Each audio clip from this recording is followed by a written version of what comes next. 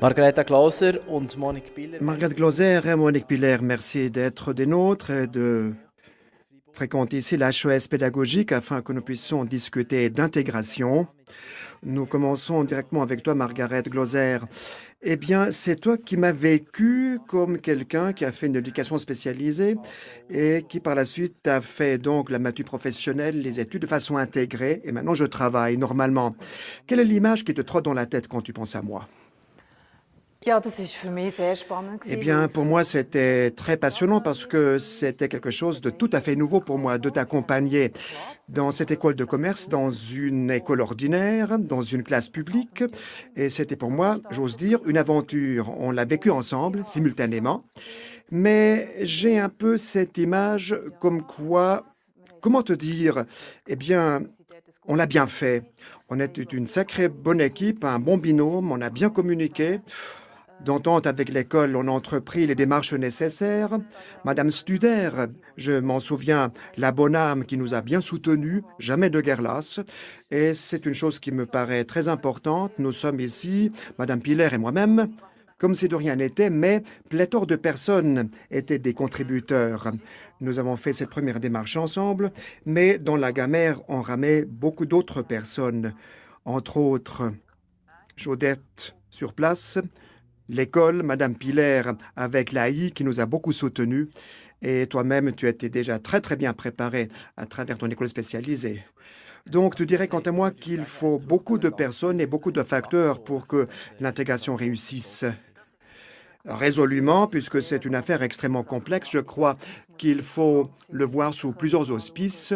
Cela n'est pas fait ni répondu par une seule réponse. Donc, il faut toujours regarder la singularité des cas.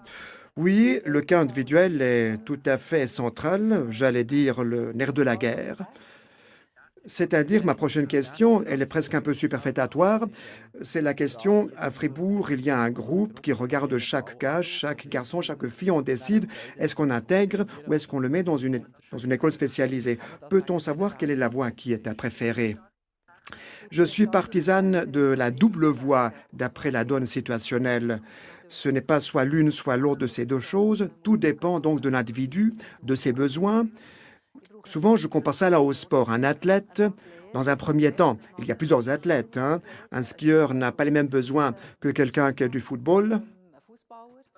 Et en deuxième lieu, afin que chaque athlète soit respecté, toute une équipe est en train de l'épauler. Il faut du savoir thésauriser et il faut aussi avoir les spécialistes qui sont au rendez-vous. Monique Piller, à vous, l'intégration, vous l'avez vécue. Quelles sont les quittances que vous recevez de la part de parents ou de la part des enseignants ou même des garçons et des filles lorsque des écoliers sont intégrés? Eh bien, ce sont des quittances extrêmement différenciées. Il y a des intégrations qui ne sont pas autant réussies que la vôtre, Monsieur Kilcher. Et chaque situation est tout à fait individuelle, unique en son genre. Il convient dès lors de l'analyser. Si vous me posez la question quant à la représentante de l'AI, il y a des mesures qui coûtent cher, d'autres sont moins chères. Mais si je pense donc à ton époque, Yves, eh bien, j'ai fait ta connaissance quand tu étais un garçonnet de 6 ans avec tes parents et avec l'éducatrice. Et lorsqu'on se posait la question intégration ou pas intégration à Hubersdorf en pleine Saint-Gilles, ou d'aller à Zollikofen au sein de l'école spécialisée. Par la suite, on avait donc opté pour Zollikofen, en tout cas pour la première étape de ta vie scolaire. Donc, dans cette constellation, on a mis un peu le soubassement pour ta bonne intégration ultérieure. Donc, l'école spécialisée, elle, peut être une chance. Décidément, oui, une école spécialisée peut être une grande chance et doit l'être même. Pour qu'on puisse avoir un bon tissu relationnel, il faut que cela soit aussi très relationnel. Les parents doivent faire cette démarche, c'est très très important, le rôle de la parentalité, que les parents n'aient pas le sentiment qu'on leur dérobe leur enfant, qu'il n'y aurait plus de pouvoir éducatif, ni d'autorité parentale, non. Et surtout, tout le contexte ambiant de la famille, des potes, des amis, à domicile au sein de l'école, de prime importance. On peut le comparer avec l'école publique. Il y a des garçons et des filles qui doivent quitter leur quartier pour fréquenter leur école et qui, donc, ne retrouvent plus leurs petits potes qu'ils avaient vus lorsqu'ils n'étaient pas encore scolarisés.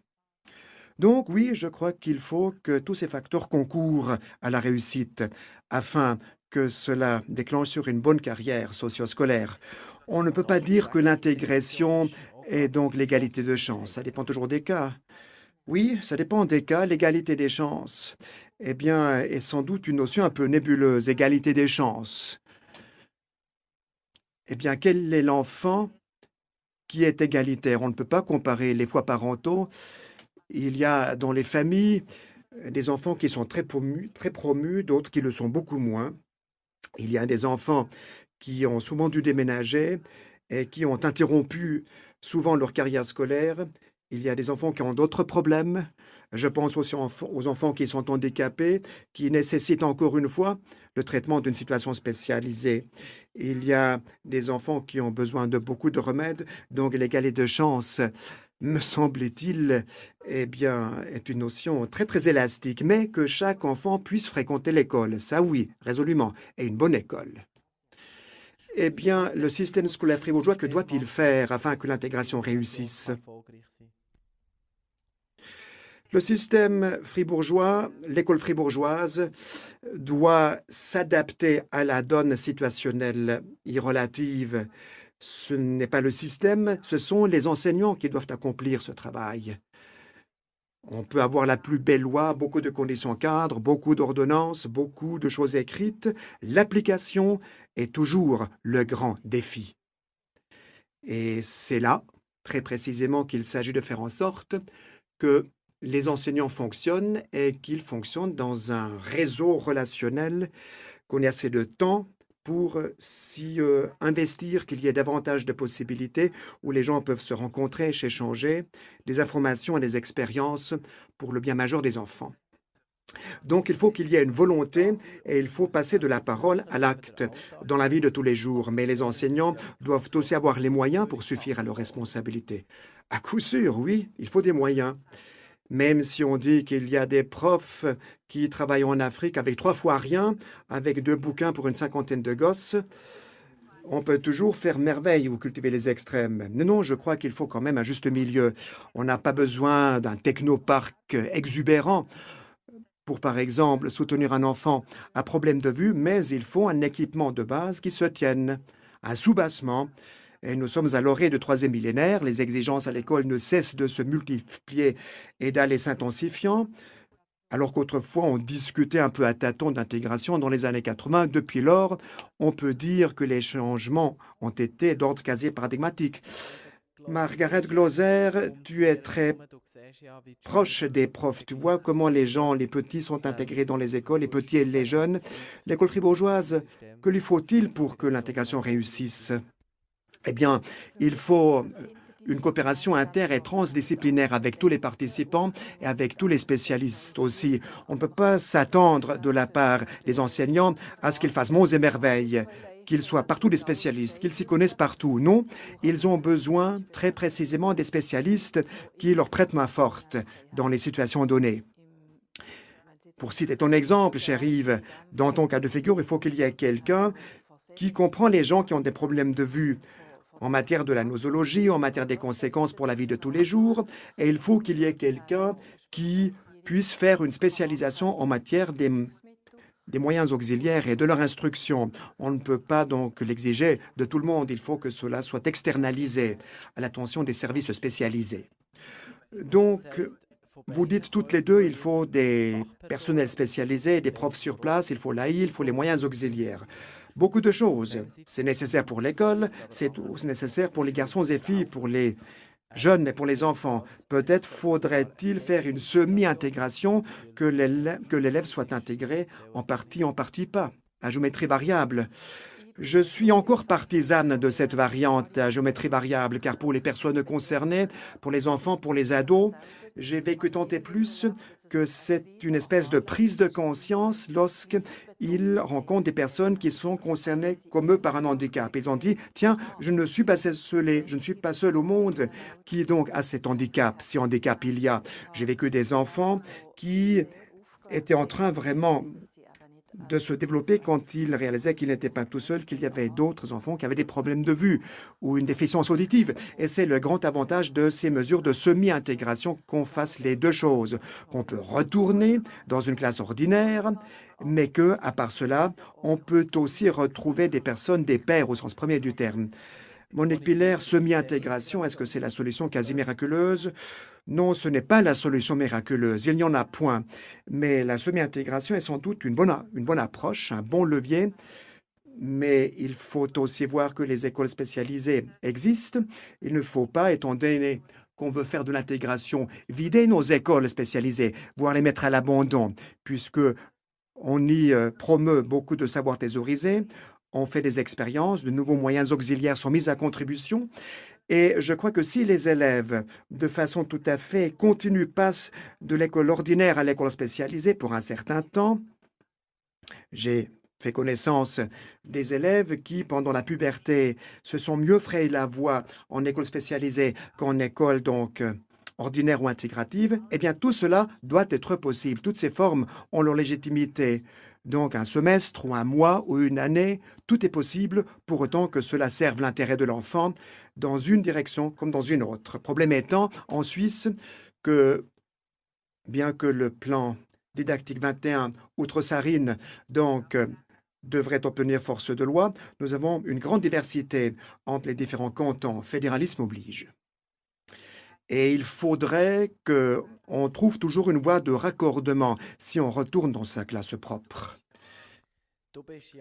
Tu es enseignante toi-même, tu étais responsable de l'école des aveugles, section scolaire, tu étais directrice suppléante de l'AI, c'est-à-dire tu connais plusieurs facettes de ce problème.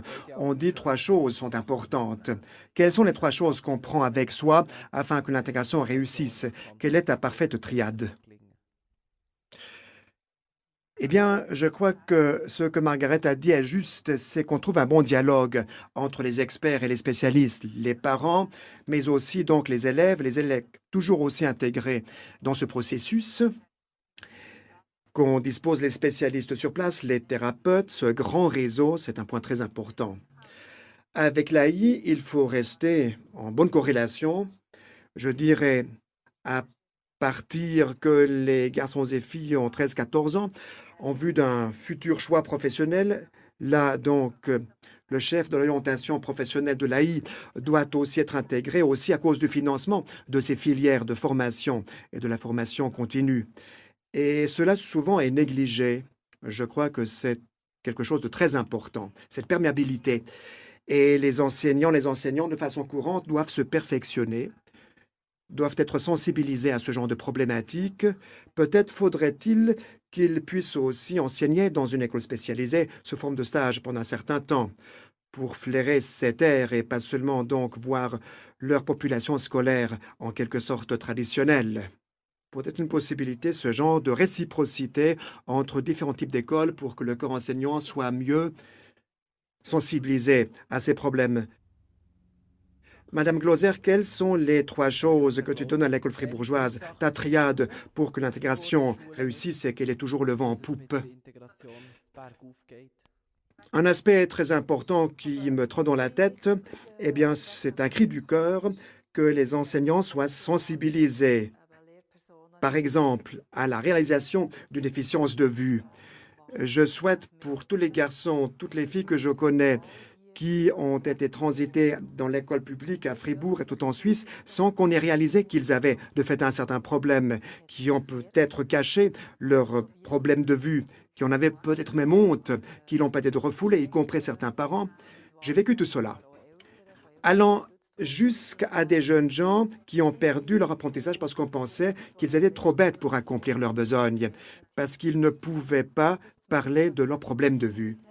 Totale absence de communication. Savoir parler de sa propre déficience, de ses propres besoins et verbaliser ces derniers, un enfant doit l'apprendre, plus c'est tôt, mieux c'est. Ça, c'est sans doute un aspect très, très important.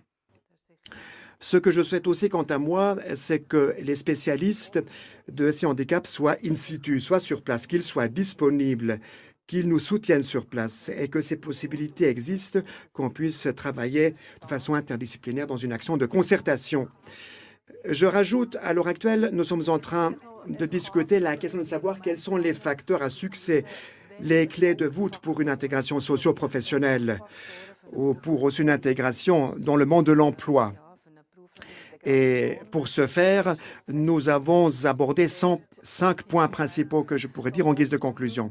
Un aspect, c'est donc l'auto-organisation, l'autogestion de l'individu, que quelqu'un sache s'organiser soi-même et prenne soin de soi.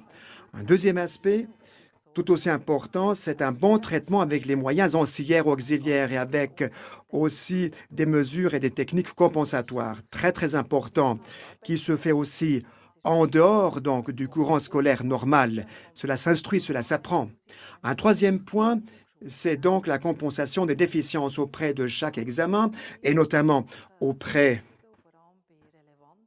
comment faut-il le dire, le mot m'échappe, ces examens qui sont essentiels pour passer d'une filière à l'autre, donc une promotion, une passation sans heurts ni malheur.